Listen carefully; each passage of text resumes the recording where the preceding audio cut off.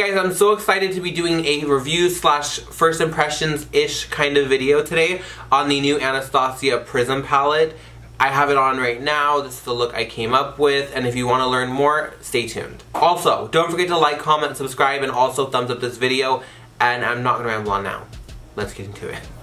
Alright guys, so my skin and everything is already basically done for the most part. Well, it's at a pause for now, and I'm actually like so excited to be playing with the new Prism palette today. Let's go over some things really quickly. The Prism palette does have this super nice packaging. It is that kind of velour, like velvety packaging, which honestly is the worst when it comes to makeup because everything sticks to it, from lint to like hair to lashes to powder. So far it looks okay, and I played with this like literally once on one eye and that's it the other day when I first got it because I couldn't help myself. This is what the inside of the palette looks like. Obviously everyone's going to compare this to Subculture. It is not the same, and the formula, from what everyone else tells me, is not the same. We're going to see that in a second. But outside of that, I love Anastasia palettes. I love Anastasia shadows. I do feel like they really get it right with a lot of different things. Subculture did not work for me personally, but I'm hoping for the best with this palette today, and let's get into it. So the palette has 14 shades. There's matte, there's duochrome, there's shimmers. I really like the color scheme of this palette just because, I don't know, like it really speaks to me, and I feel like I want to play with this more, and I haven't even really done the video yet. So first things first, the color I'm going to go in with, and I did prime my eyes already. I used my MAC Pro Longwear Concealer in NW25, and I set it with my Maybelline Better Skin Powder in shade 10, which is a lighter shade. I love the Maybelline Better Skin Powder, and this is my go-to method of priming, so I know that personally it does work for me. So first things first, I'm going to be going in with my Morphe M511, which is just a very big blending brush, and I'm going to take the shade Unity, which is this like matte yellowy tone, and I'm just going to take this as kind of a base slash transition depending on how dark it goes once it's on the eyes.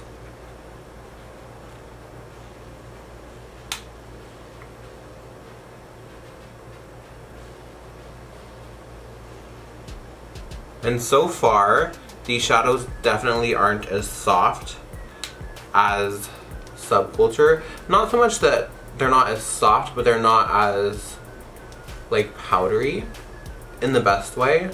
They are still more on like, you know, the powdery side of things, but nowhere close to how bad Subculture was. Subculture was very powdery, like beyond. This one so far, there's not a bunch of kick up, and what I'm going to start doing as far as eyeshadow palette reviews is I'm just going to go into them, and then at the end I'll show you how much kick up is all around the palette so you can kind of gauge how the fallout is. I think that'll be helpful. Fallout really isn't a big issue for me, but I want to make my reviews as beneficial as possible, so I think that would be a really good way to show. Next color I'm going to go in with is the shade Eden, and on the Morphe MAC 224 brush. I love the MAC 224. It's more of a like very defined blending brush, but it's not super dense. And I'm just going to take this into the crease. I do find with MAC brushes, as you wash them, they tend to get kind of like scratchy. Like, I don't know if anyone else has experienced that, but they tend to get like super scratchy. Like this one feels like it's like stabbing my eyes. Next one I'm going with is called Saturn. And I'm just trying to use as many shades as possible to get a very full-on look. I could easily just use the neutral shades, throw on a shimmer, and go, but I feel like we wouldn't really be using the palette to its fullest potential. So I'm just going to start to really define the crease with this color.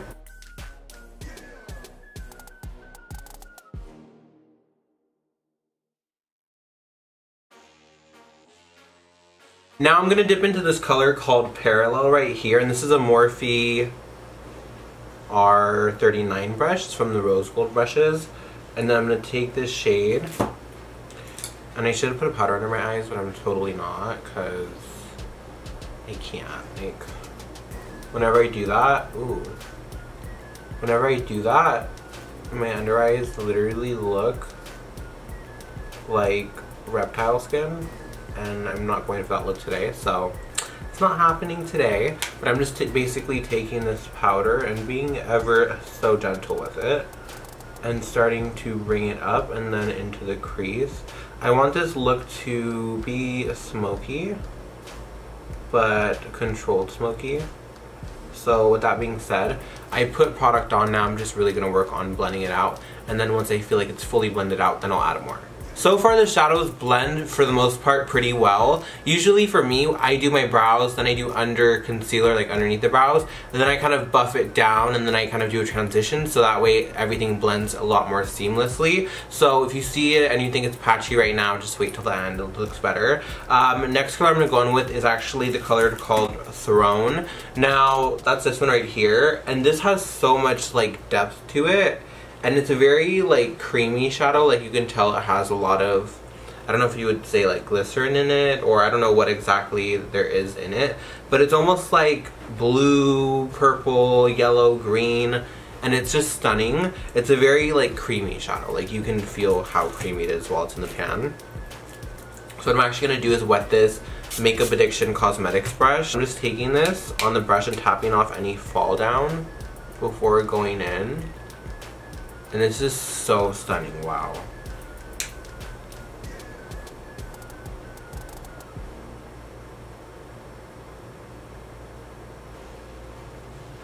It's so crazy. It looks blue, but then it almost looks purple. I should bring you guys in a little bit more so you can see this. Like, this is insane. So I'm just dipping into the shadow. And that's how the swatch looks up close. I don't know if my camera will really pick it up truly, like how it is, but this is stunning. You can see it better on the eyelid. And when you get the shadow wet, it almost is like a cream shadow. So stunning. So the next color I'm going to go in with is, I'm just going to take a little bit of that parallel shade again. And I'm just going to tap off my brush to make sure there's not. If you guys want all my videos, like the close-up eye parts, to be this close up, let me know and give this video a thumbs up so I know. I never filmed this close, but I feel like you can really benefit from seeing the shadow up this close. I just don't want to be too close, because I'm actually someone who watches YouTube videos on my TV, and I don't know if I'd want to be on someone's TV this close, you know? But I'm just rocking around it to make sure that it kind of just fades out. Before I finish off this eye, I want to do one more shadow, and I'm going to take this shade Pyramid, which is a golden color. Super stunning, wow. So I'm going to take this on my finger, and I'm just going to put this right in the center. Just to give a little, ooh, that's stunning. A little bit more depth to the eye, and a nice pop. I love doing a pop in the center of the lid. I feel like it's just so eye-catching. That just gives the eye a lot more dimension and a nice pop. So off camera, I'm going to finish off both eyes, the rest of my face, brows, all of that, and I will come back to finish off my review. So off camera, I did some eyeliner, a bit much, I know, but I love a good smoky eye, and once the full look is complete, it'll really pull itself together. And I did my brows, what I like to call snatched.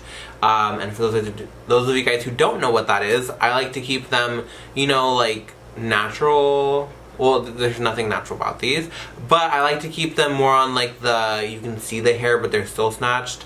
I like a nice balance between the two, and I also like a very smoked out lower lash line. And once my lashes and everything are on, obviously it'll balance out a lot more. I wouldn't smoke it out this low if my lashes weren't big, if that makes sense. So what I did on my lower lash line, I used my Makeup Forever Aqua XL liner. This is so matte, like so matte, so black, and it's really hard to take off, but it does stay on, and I love the intensity. It's called number M10.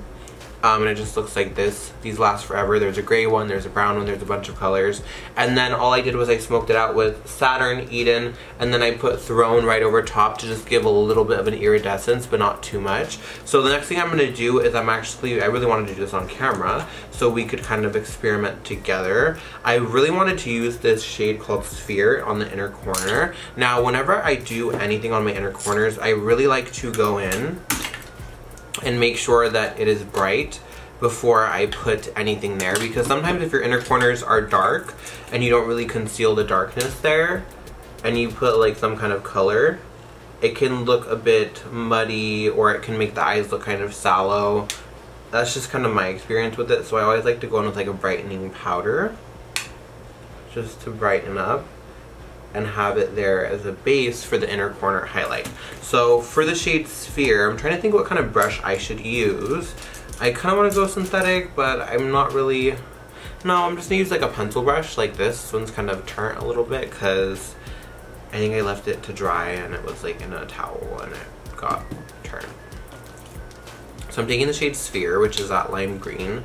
And this is a matte shade, but it's like ridiculously pigmented. Wow.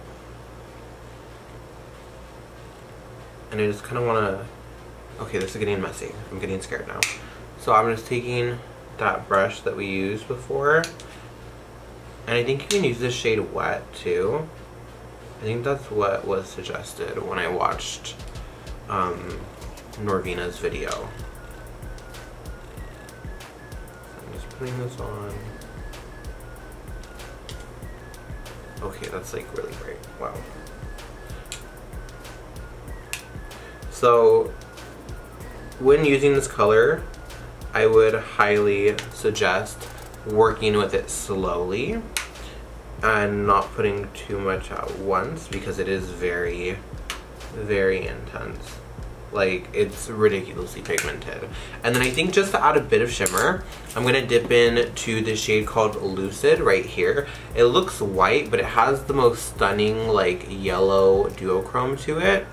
And I'm gonna take that on this like flat brush and I'm gonna pop it right on the inner corners. Okay, this color is a little bit more chunky. Just a heads up on that. Like, it's kind of chunking up and it's taking off that neon. So I would suggest maybe, this color is kind of weird. Like, it's not sticking. There we go. Yeah, this color is interesting. I'm taking it on a very like flat brush and it's not doing it. Let's try it on this one. I'm taking a Real Techniques little buffer brush.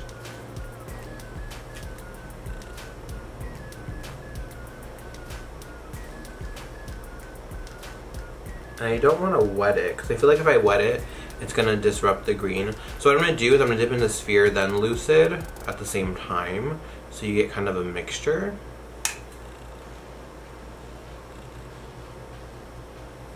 And just pat it. Yeah. Not a huge fan of that. I would not recommend it.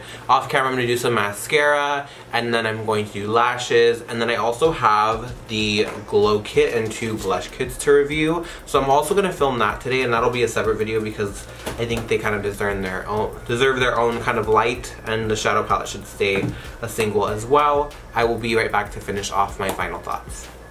Alright guys, so this is the finished look and I'm completely obsessed with this color family. I love the inner corner highlight and what it does. It just is so stunning. And I did a little bit of the new Anastasia glow kit and blush kits on my cheeks. So stay tuned for that video if it's not up already. I am completely obsessed with this palette. I love it. It is nothing like Subculture. So if you did not like that palette, you will most likely love this. This is very similar to Modern Renaissance. There is a bit of fallout still with this.